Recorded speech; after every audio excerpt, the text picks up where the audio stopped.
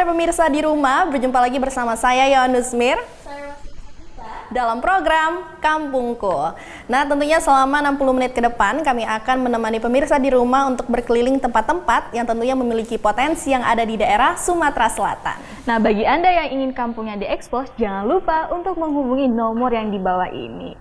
Oke, Yohan, kita mau tanya nih, Yohan suka nggak nih sama yang namanya teater? Waduh, aku suka banget. Pokoknya apapun yang berbau seni, aku tuh pasti suka banget, Fit.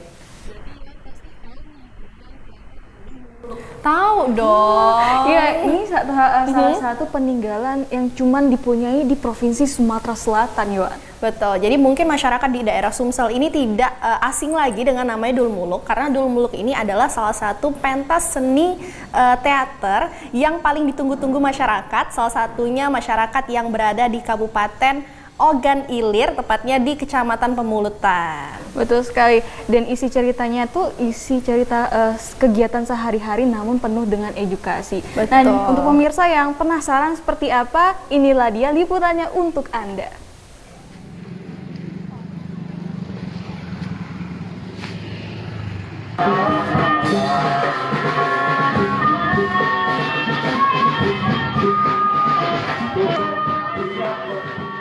Pemulutan salah satu wilayah Kabupaten Ogan Ilir dengan puluhan desa di dalamnya. Wilayah padat penduduk ini merupakan kawasan pengorbit teater seni tradisional Dul Muluk. Teater pentas panggung yang diperankan sejumlah orang dengan pakaian khas yang diiringi musik tradisional. Aku minta kepada engkau punya diri, bagaimana cara ada punya negeri ada wajib tua. Hendak kita panggil sampai kemari. Silakan Adila, silakan.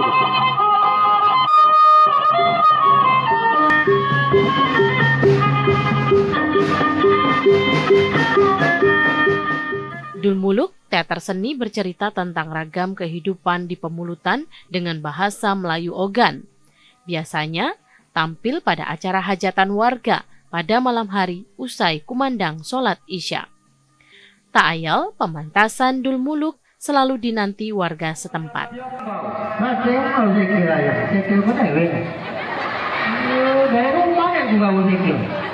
Ini sendal sebagai hiasan.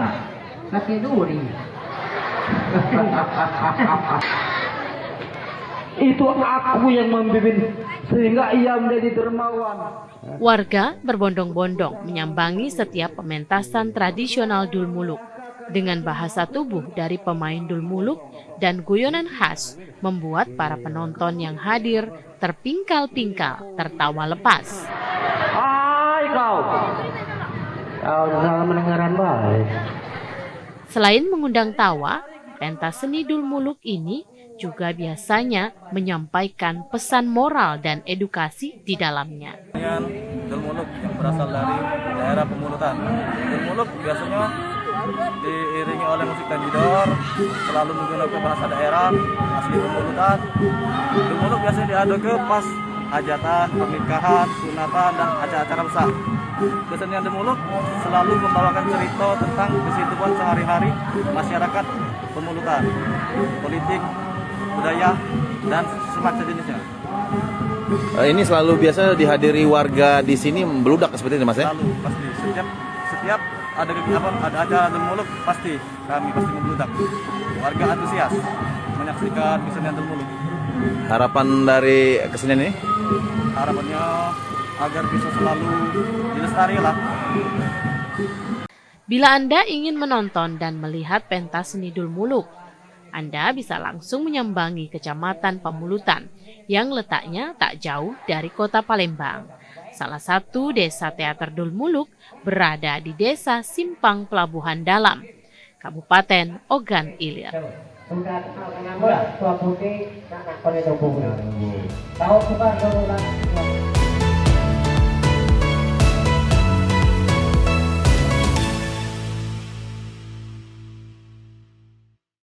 Wah, ternyata Vita, nama Dul Muluk sendiri itu bukannya kayak asal kasih ayo udahlah sebut aja Dul Muluk gitu ya. Rupanya ada memang cerita tersendiri asal usulnya kenapa dibilang Dul Muluk, berasal dari kata Abdul Muluk.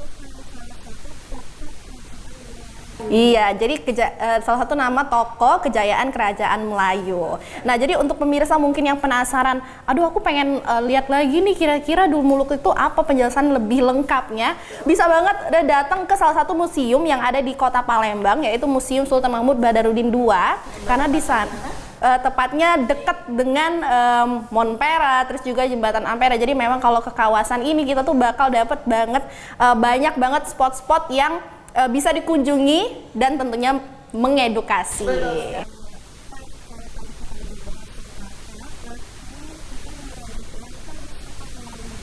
Waduh, apa tuh? Ini pasti favoritnya ibu-ibu dan bapak-bapak kan? Betul sekali.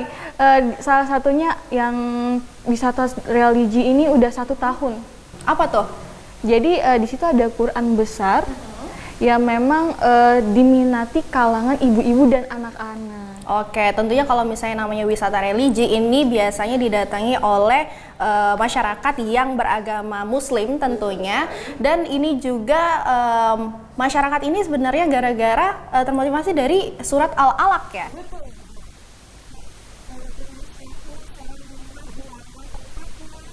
Suasananya di sana. Langsung saja di dia liputannya untuk Anda di rumah.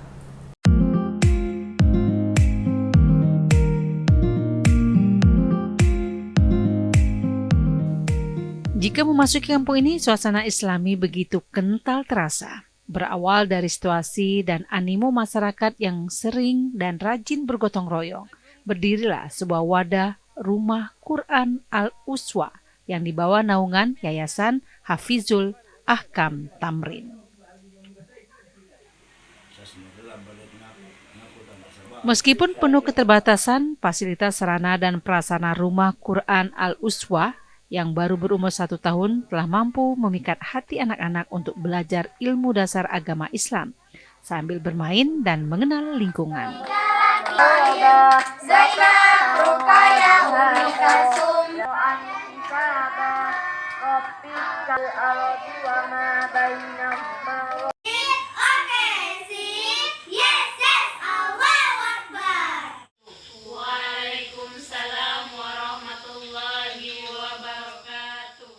Sistem pembelajaran Rumah Quran ini mempunyai beberapa program seperti tahsin, tahfiz, muhadharoh, seni baca Quran, kaligrafi, hadroh, bahasa Arab, dan pesantren pekanan bagi masyarakat sekitar.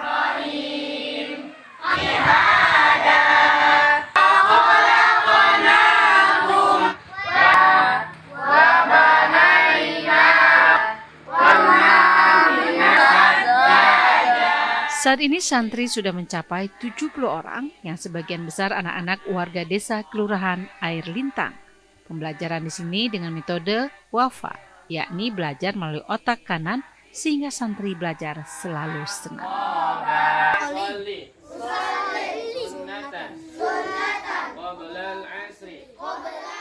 Untuk latar belakang berdirinya Rumah Quran ini adalah melihat dengan situasi kondisi anak-anak di sekitar lokasi khususnya Kabupaten Muara Enim, dan ini juga adalah permintaan dari ponaan kami sendiri, sebab sebelumnya kami berdomisili di Bandar Lampung dan di situ kami sudah buka Rumah Quran. Rumah Quran alhamdulillah sudah kami canangkan ada 8 program seperti tahsin tahfiz, terus pembacaan kitab kuning, bahasa Arab, seni baca Quran, kaligrafi, dan juga muhadharah. Muhadharah ini adalah latihan ceramah. Kita berdiri dari bulan Juli 2021, hampir 1 tahun. Alhamdulillah. Jumlah santri alhamdulillah sampai sekarang itu berjumlah 70 orang santriwan santriwati. Hani, salah seorang santri, mengaku sangat senang dengan adanya Rumah Al-Quran ini. Kini ia sudah menghafal 1 juz. Ia dan teman-temannya bersemangat untuk menimba ilmu agama. Rasanya menyenangkan, di sini banyak teman, ustazanya ada banyak, belajarnya juga menyenangkan. Sekarang udah berapa juz yang dihafal? Sudah 1 juz alhamdulillah. Juz berapa yang dihafalin? Juz 30. Dengan izin Allah jadinya bisa menghafal 1 juz di Rumah Quran dan juga di rumah. Jadi harapannya ke depan gimana? Kan terus Harapannya nanti bisa jadi hafizah, bisa hafal 30 juz. Sebagai orang tua mengaku senang menitipkan anaknya, terlebih dengan kondisi lingkungan di mana anak-anak serius belajar, namun dengan tetap bisa bermain. Ya, alhamdulillah kalau untuk tempatnya memang cukup memadai, terus guru-gurunya juga mumpuni, terus anak juga responsif, banyak perkembangan, banyak banyak ilmu yang didapat dari sini selain dari ngaji tahsin, dari tahfiz, hafalan, sholat, bacaan-bacaan sholat dan ayat-ayat pendek, kayak gitu udah banyak kewajiban.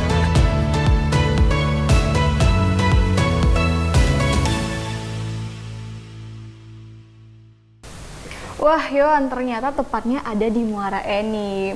Karena memang kita sebagai orang tua ataupun kakak mengajarin adik-adik ataupun anak-anak pelajaran nilai-nilai agama sejak dari kecil, Yohan. Betul, karena juga agama itu sebagai pegangan kita sebagai manusia itu wajib banget ya. Nah pemirsa, untuk Anda yang mempunyai hobi memancing, kami akan mengajak Anda ke tempat yang cocok banget untuk dikunjungi. Namun setelah jeda pariwara berikut ini, tetap bersama kami dalam program Kampungku.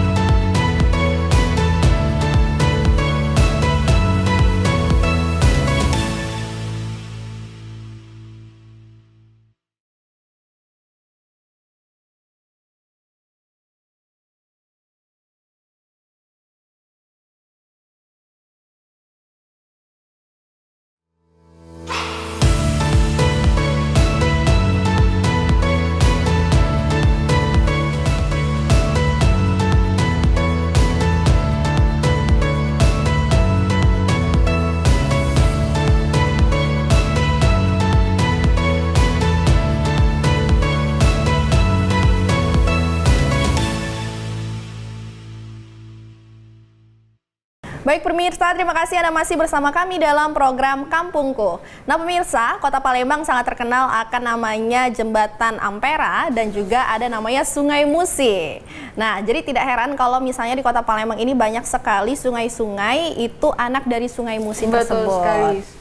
Salah satunya Sungai Pedado yang menjadi sumber perekonomian masyarakat sekitar, yaitu masyarakat di sini menjadi pemancing dan juga bertani. Betul, jadi mereka memanfaatkan sungai ini untuk menjadi sumber penghasilan juga. Kira-kira bagaimana suasana Sungai Pedado tersebut? Langsung saja ini dia liputannya untuk Anda.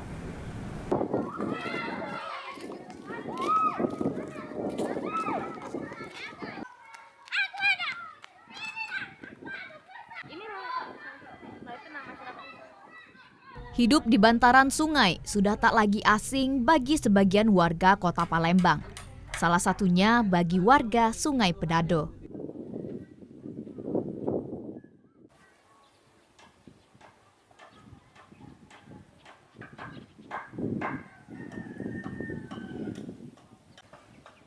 Berada di Kelurahan Keramasan, Kecamatan Kertapati, atau sekitar 10 km dari pusat Kota Palembang, terdapat sebuah pemukiman yang bernama Kampung Sungai Pedado.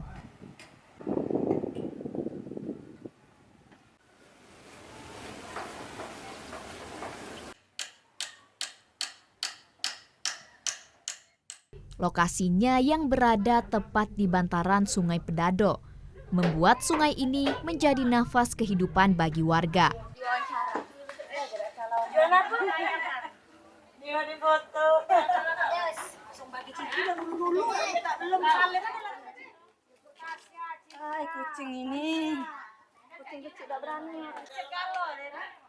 Tak hanya menjadi sumber penghasilan, namun aliran sungai ini juga menjadi sarana penunjang kehidupan warga. Ada masuk TV, dak les. Nah.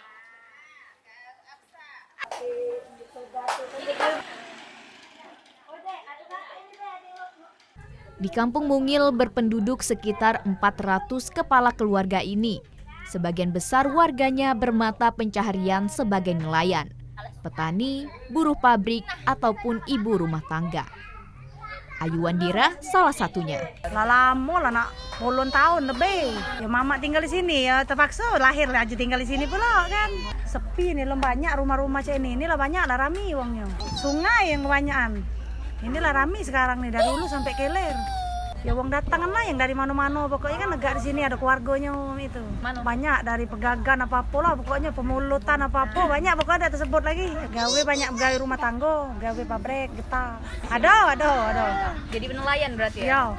Yang nggak itu apa nyaring, dijual. Kemana? Dijual ada yang datang ya kayak beli. Ikan iwa ini, ikan apa iwa? Iwa lampem itu nah, iwa aro.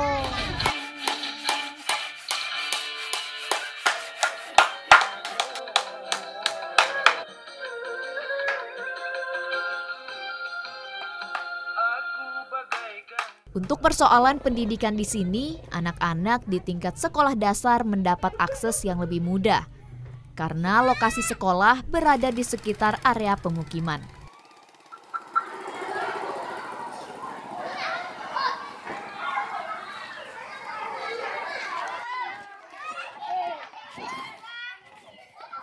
Namun berbeda bagi para pelajar yang menempuh pendidikan di jenjang SMP dan SMA.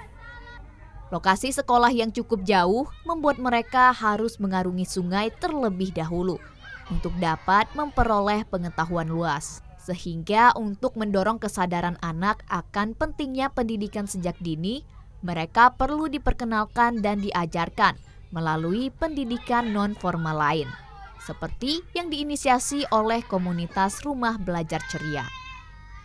Anak-anak di sini pun menyambut antusias metode pembelajaran yang satu ini.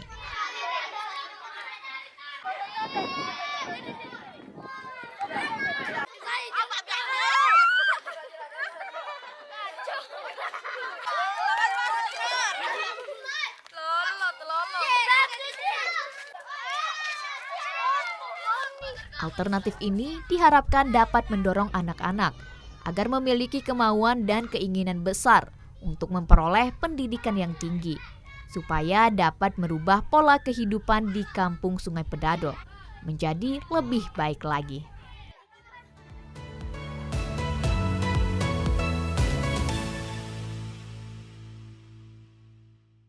Nah, untuk pemirsa di rumah, kami mau mengajak pemirsa di rumah melihat kerajinan rotan yang ada di 3 Ilir, di mana mereka mengambilnya dari Banyuasin. Betul, yang namanya tempat kerajinan tentunya ini harganya lebih murah dibanding harga pasaran. Jadi tidak heran kalau memang daerah sini kerap kali dikunjungi masyarakat yang mungkin akan mengadakan sedekah untuk membeli kerajinan yang berasal dari rotan. Karena memang banyak sekali ya jenisnya. Jadi tatakan kue ya, bisa jadi tudung saji, bisa jadi parsel, macam-macam. Nah, untuk pemirsa di rumah yang lagi berburu pengrajin rotan, inilah dia cuplikannya untuk Anda.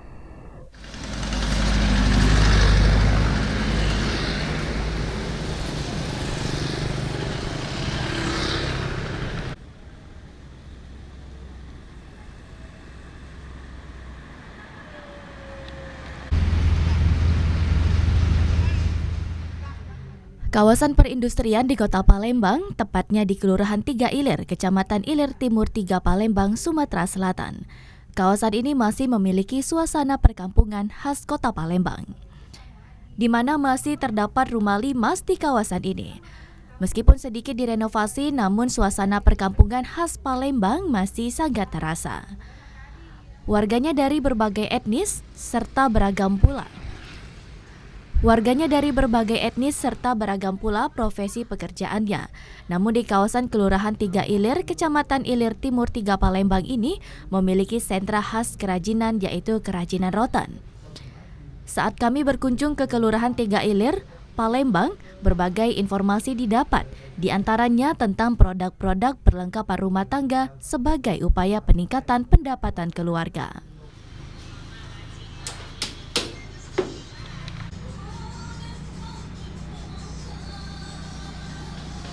Berbagai perlengkapan rumah tangga dihasilkan, di antaranya tudung saji, kursi balita, sofa ruang tamu, kursi teras, meja, dan tempat makanan seperti wadah parsel atau wadah makanan tumpeng.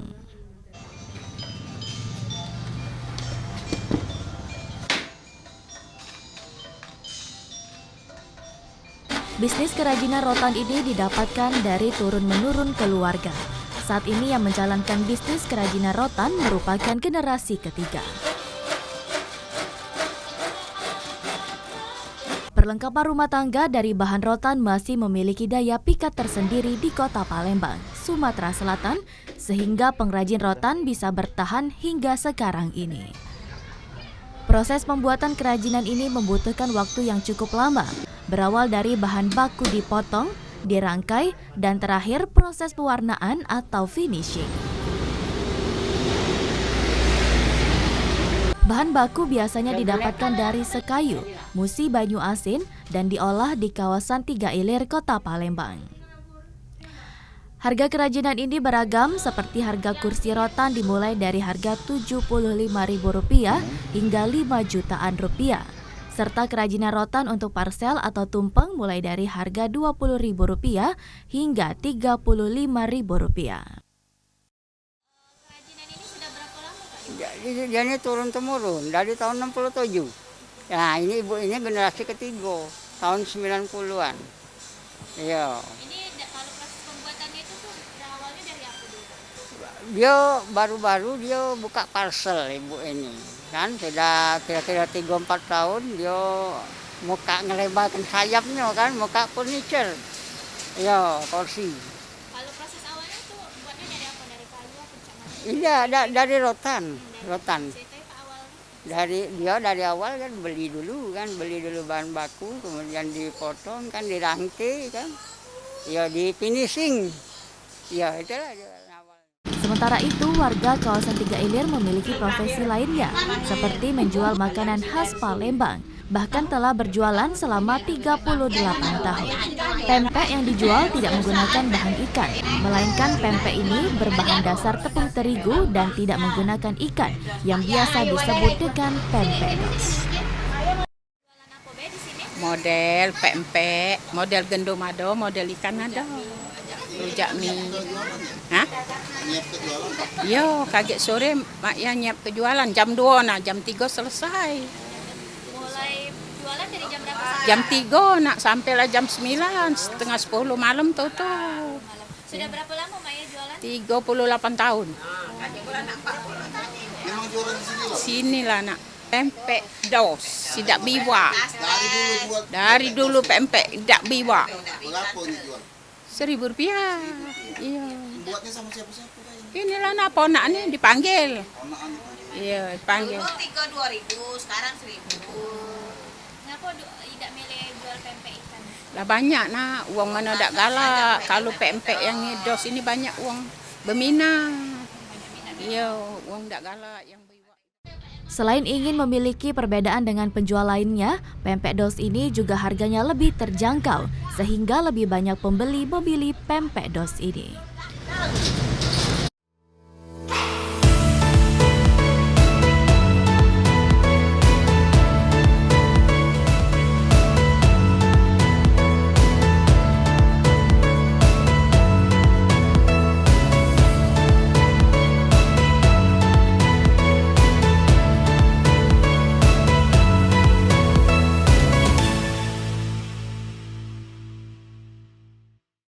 Waduh Yon, habis berburu kerajinan rotan, enaknya kita pasti kulineran nih. Iya, apalagi pas banget kan momennya itu kita capek, keringetan nyari kira-kira nih mana nih yang harganya murah dan pas di kantong. Itu cocok banget kita berburu kuliner karena memang juga di daerah ini terkenal akan pempeknya yang tentunya memiliki rasa yang enak dan juga harganya yang ramah di kantong. Oke, ngomong-ngomong tentang kuliner, kali ini kita mau ngajak Yon ngelihat cara pengolahan tempe di salah satu daerah, tapi nanti nih. Setelah jeda pariwara berikut ini, tetap bersama kami dalam program Kampungku.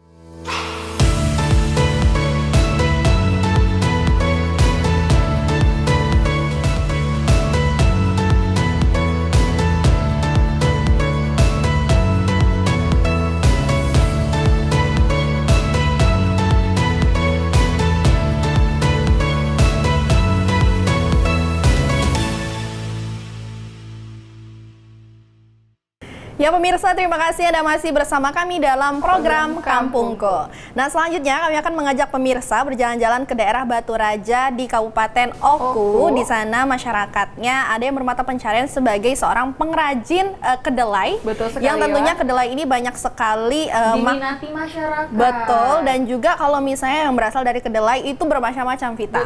Ada yang bisa jadi tahu, ada yang bisa jadi tempe, susu kedelai, betul, dan makanan unik-unik lainnya. Atau mungkin permen kedelai ya? Malah kecantikan sekarang ada yang berasal dari kedelai. Makanya kedelai juga jadi makin mahal nih. Betul. Nah, ini masyarakatnya itu melakukan pembuatan tempe. Masih dengan cara tradisional, itu di pinggir-pinggir sungai, Yohan. Jadi ketika Yohan masuk ke tempat daerah itu, jadi bau aroma tempe itu langsung tercium dari dekat. Oke, kira-kira gimana nih pembuatan tempe dengan cara tradisional? Apakah berbeda dengan cara yang sudah dilakukan masyarakat di masa sekarang ini? Langsung saja, ini dia liputannya untuk Anda di rumah.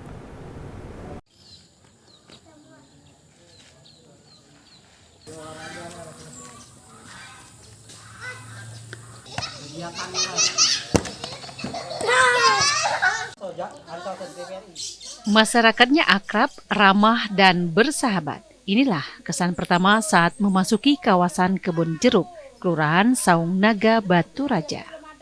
Lingkungan yang banyak terdapat gang-gang kecil ini dikenal dengan Kampung Tempe.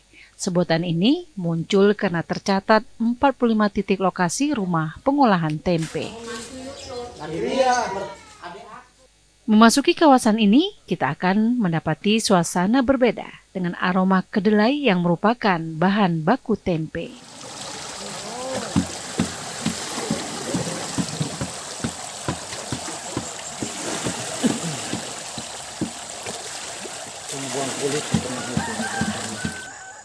Uniknya lagi, pemandangan akan kita lihat di pinggir sungai saat memasuki perkampungan yang terdiri dari 453 kepala keluarga ini.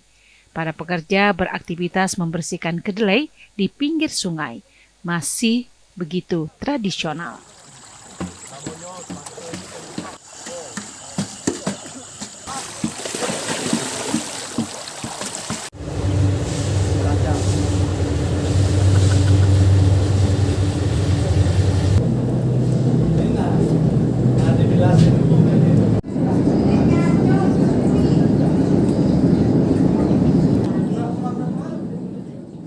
Hamdani, seorang pembuat tempe, mengaku usaha ini sudah ia geluti sejak 30 tahun lalu. Hasilnya dapat memenuhi kebutuhan ekonomi keluarga. Pekerja yang dilibatkan pun warga setempat.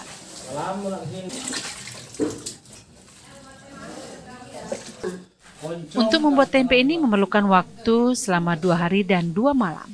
Mulai dari pembersihan dan merebus bahan baku kedelai dan pencetakan sampai jadi tempe. Tempe yang ia buat hanya mampu bertahan 3 hari. Hal ini dikarenakan tidak menggunakan bahan pengawet. Buat tempe dari tahun 88 sampai sekarang alhamdulillah. Dari mulai 5 kilo saya. Jadi mulai saya berjuang di bidang tempe ini, menggeluti di bidang tempe ini 5 kilo sampai 10 kilo sampai 15 terus naik. Alhamdulillah. Isinya kita sedikit banyak udah ada hasilnya apa yang kita miliki sekarang ini. Ketua RT 12 Kelurahan Saung Naga, Budi Haryanto, mengaku dengan adanya usaha rumahan pembuatan tempe di lingkungan ini sangat berdampak positif bagi warga setempat, terutama untuk membantu perekonomian memenuhi kebutuhan sehari-hari. Kalau untuk pengrajin tempe khususnya di RW 03 ini sebanyak 45 pengrajin. Sudah berapa banyak? Sudah berapa lama maksudnya, Pak? Sekitar kurang lebih kalau ngitung tahunnya gitu sudah hampir 35 tahun yang lalu. Alhamdulillah kalau masalah efek secara ekonomi adanya pengrajin tempe di RW 03 Kebun Jeruk ini sangat membantu di masyarakat sekitar. Dikarenakan untuk khususnya yang termasuk muda yang mungkin maaf ngomong tidak melanjutkan sekolah, dia bisa bekerja di pengrajin-pengrajin dengan penghasilan yang bisa dicapai untuk kebutuhan sehari-hari. Harga jual tempe saat ini mulai dari Rp3.000 sampai Rp10.000 tergantung ukuran. Untuk pemasaran masih di wilayah sekitar Batu Raja, Ogan, Komering Ulu. Per hari ia dapat menjual tempe sebanyak 1 kuintal.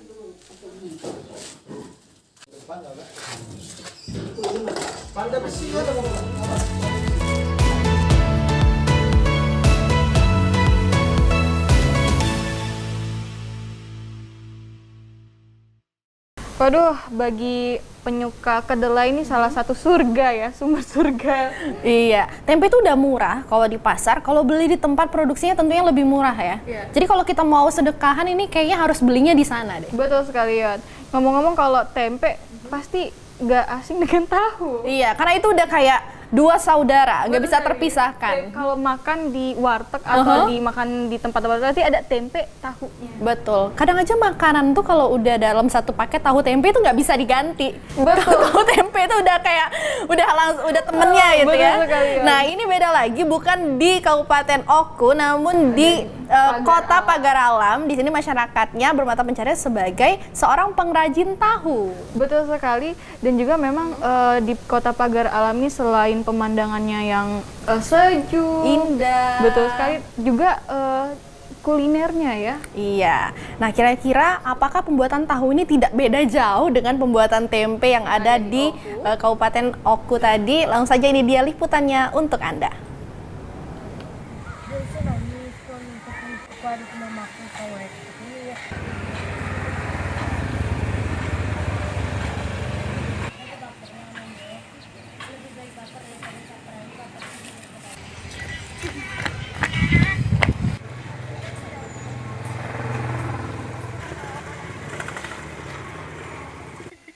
Di Kota Pagar Alam, kawasan Gunung Gendang, Kelurahan Besemah Serasan, Kecamatan Pagar Alam Utara, terdapat sebuah kampung yang mayoritas warganya sebagai pembuat tahu. Mereka sudah membuat tahu secara turun-temurun selama puluhan tahun.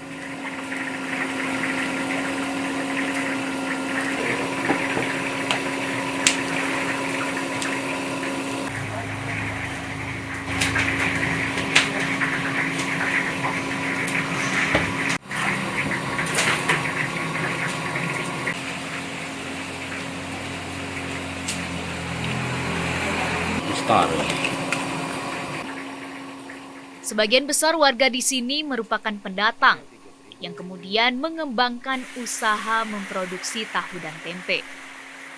Lama-kelamaan, usaha yang dibuatnya berkembang, hingga akhirnya banyak warga sekitar yang terjun membuat usaha tersebut.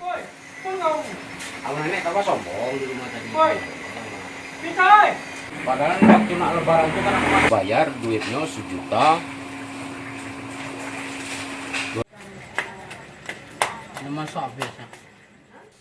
Kadri, salah seorang perajin tahu, menjelaskan cara membuat dalam 1 hari ia bisa memproduksi 1 karung atau 50 kg.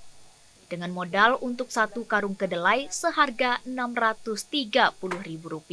Proses pembuatan tahu ini kalau kacanya kan direndam dulu. Sudah direndam baru digiling. Sudah digiling baru direbus di dalam kawah, baru dibuang ampas, diambil pati. Sudah itu baru diobatin, baru dicetak. Kalau dia udah dicetak, udah keras, baru dipotong-potong. Kalau sekarang baru 1 karung. Masalahnya berhubung udah sepi. Biasanya sampai 75-80, sekitar 80. Wakil RT Gunung Gendang Supriyadi mengatakan, aktivitas warga memproduksi tahu terlihat di desa itu dari pagi hingga sore hari. Daerah kita ini Besemah Serasan. Kalau kampungnya Gunung Gendang namanya. Kecamatannya Pagar Alam Utara. Kalau ini Unian tukang tahu. Kalau tukang tahu ini lumayan lama. Kalau keseharian tukang tahu ya modelnya dari pagi sampai ke sore, tidak berhenti di tahu itulah. Suasana iklim yang sejuk ditambah kekompakan warga menjadikan desa Gunung Gendang, Kelurahan Besemah, Serasan ini begitu harmonis.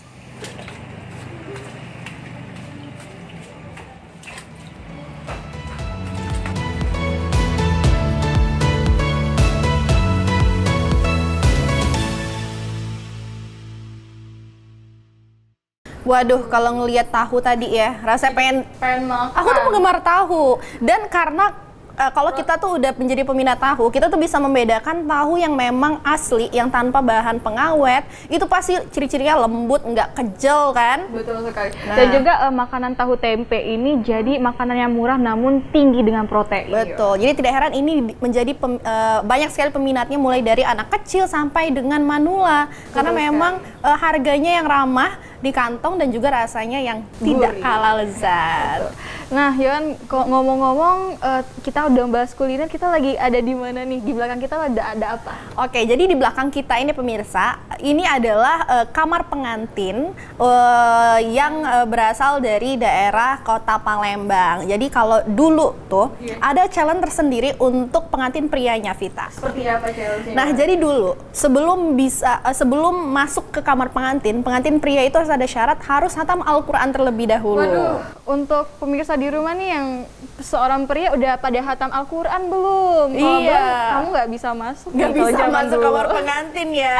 Betul sekali. Nah, Oke. masih banyak nih bahasan kita ke depannya. Namun, setelah jeda pariwara berikut ini tetap bersama kami dalam program Kampungku.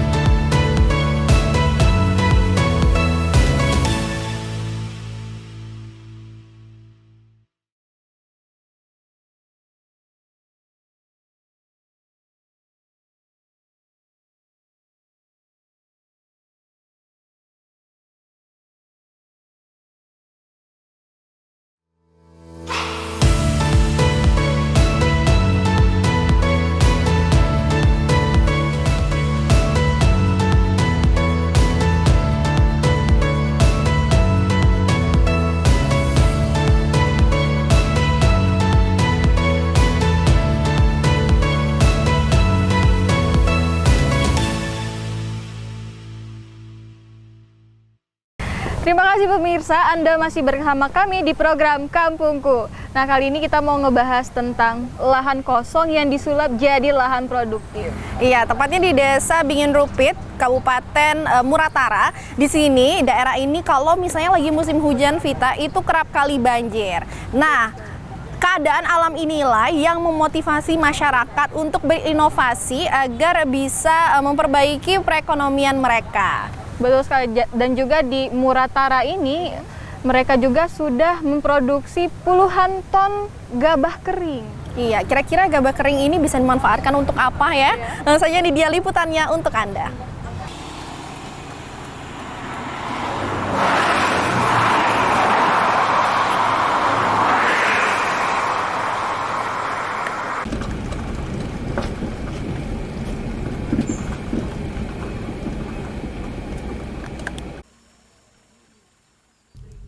Kondisi alam Desa Bingin Rupit, Kabupaten Muratara ini seakan menjadi motivasi sendiri bagi pemerintah desa dalam meningkatkan perekonomian warga.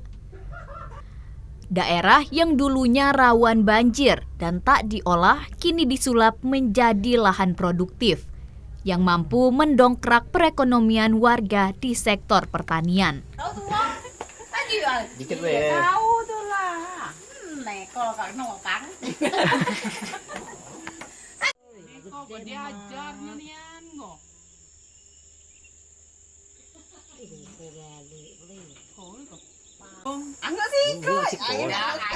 Sejak dikelola pada tahun 2016 lalu, terdapat 25 hektar lahan tidur yang kini diolah hingga mampu menghasilkan puluhan ton gabah kering dalam setiap periode panen.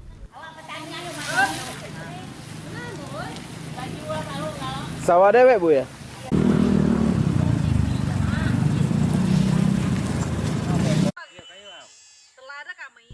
Seiring dengan kian meluasnya areal persawahan warga, kini pemerintah daerah terus berinovasi untuk menjadikan areal persawahan menjadi salah satu ikon dan objek wisata.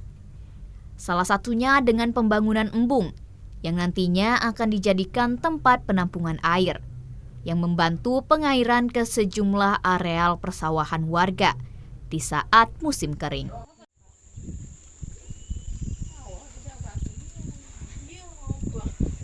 Sekarang sudah banyak sawah, kebun, dan kolam-kolam ikan. Kolam-kolam ikan Yang jadi penghasilan sini. yang jadi penghasilan ibu-ibu masyarakat desa Dingin. Kalau untuk sekarang ini keunggulan desa itu baliknya ke pertanian, persawahan, perikanan dan juga hewani kan. Karena untuk karet itu kan tidak jadi andalan lagi. Karet. Ya, kecuali sawit kan. Jadi di sela-sela itu kita di desa ini pandai-pandai mencari siasat yang lain kan untuk setidaknya membantu perekonomian masyarakat. Kedepan, pemerintah desa akan kembali meningkatkan intensitas penanaman padi dari IP 200 menjadi IP 300. Hal ini diyakini akan meningkatkan perekonomian dan kesejahteraan warga desa, terutama para petani.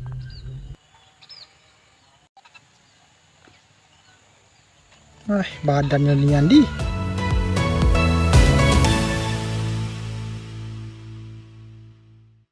Waduh pemirsa, karena memang ya Sumatera Selatan ini menjadi lumbung pangan perekonomian di Indonesia, di mana tempatnya Sumatera Selatan ini salah satu pemasok terbesar termasuk di Muratara. Ya, jadi tidak heran kalau memang daerah Sumsel ini terkenal akan kerap kali mengekspor hasil dari sumber padinya tersebut. Betul. Nah, pemirsa, selanjutnya kami akan mengajak Anda ke Kabupaten Banyuasin, yang mana di sini masyarakatnya melakukan pembibitan anggur.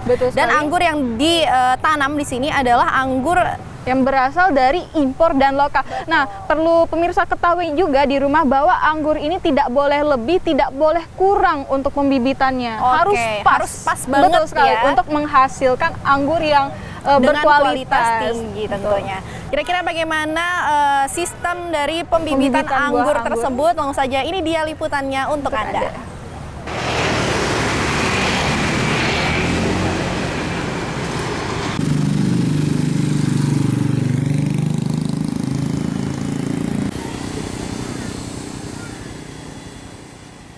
Disinilah tempat budidaya bibit buah anggur di Kelurahan Pangkalan Balai, Kabupaten Banyuasin. Pada umumnya menanam buah anggur di daerah panas sangat sulit untuk hidup, apalagi berbuah. Berbeda halnya dengan budidaya bibit buah anggur di sini.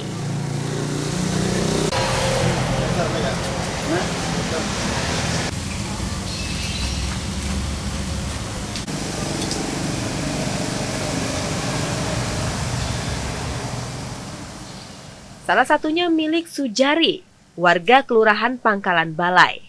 Ia memanfaatkan pekarangan rumah sebagai tempat usaha sampingan. Menanam buah anggur di iklim tropis tetap bisa menghasilkan buah.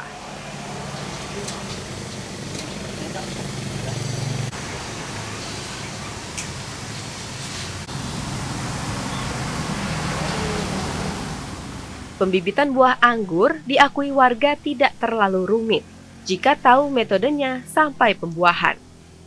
Bibit buah anggur yang disediakan di sini meliputi Ninhel, Trans, Baikonur, Julian, Jupiter. Jenis buah anggur yang dikembangkan warga adalah jenis buah impor dan lokal. Perawatannya pun cukup mudah. PSB itu fantasi. Kampung nampak.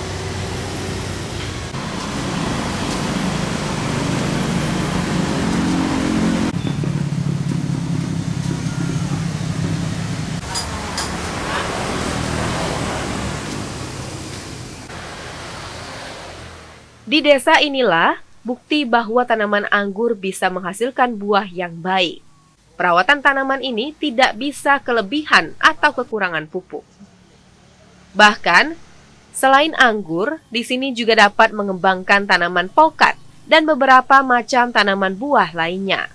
Masyarakat sekarang ini mulai teredukasi dengan adanya buah, karena masyarakat tidak mau membeli bibit karena kalau tidak ada konsep buahnya. Kalau untuk masyarakat masih sekitar Pangkalan Balai dan kemarin lebih banyak kirim kita ke Palembang. Untuk masyarakat jangan ragu untuk menanam anggur karena anggur ini pasti berbuah kalau kita paham metodenya. Jadi pemikiran orang dulu menanam anggur itu tidak akan berbuah. Kalau tidak berbuah itu karena tidak tahu metodenya. Untuk mengembangkan usahanya, warga juga menjual bibit anggur ke masyarakat luas. Bibit buah anggur yang disediakan di sini dengan harga bervariasi sesuai jenis, mulai dari Rp50.000 hingga Rp150.000 per batang.